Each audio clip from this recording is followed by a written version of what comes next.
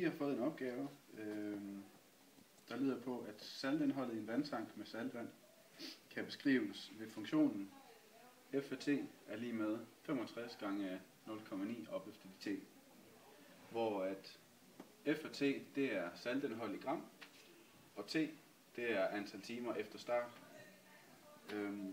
Og vi har så startet med at differentiere den første formel for at finde f-mærke af t, og det bliver til minus 3,51014 gange med parentes start 0,94743 op efter t.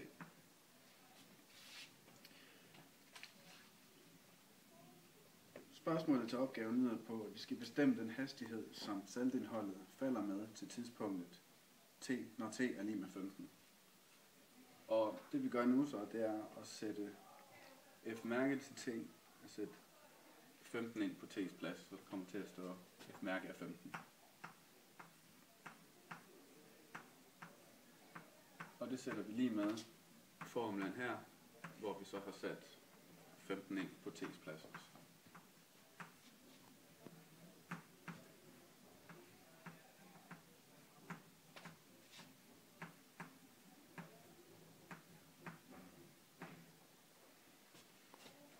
Og når man beregner det, så får man, at f-mærke til 15, det er lige med minus 1,56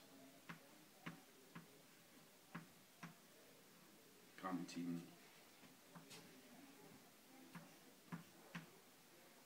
Og hvis vi skal tegne en graf for det, så lidt bedre kan illustrere det, så ser vi, at den daler, jo længere ud på x-aksen vi kommer.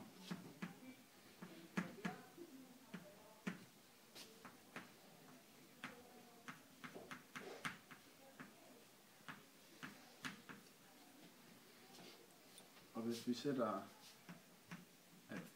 at 15, sætter 15 på x-aksen, så i det punkt, der er på linjen der, hvis vi tegner en tangent til det punkt, så vil det sige, at i lige præcis det punkt, efter 15 timer præcis, der falder saltindholdet med minus 1,5 eller minus 1,56 gram i timen.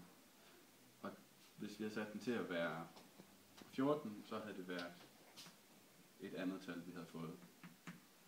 Og det samme gælder for, hvis vi havde sat den til at være 16 for eksempel. Så det er lige præcis 15.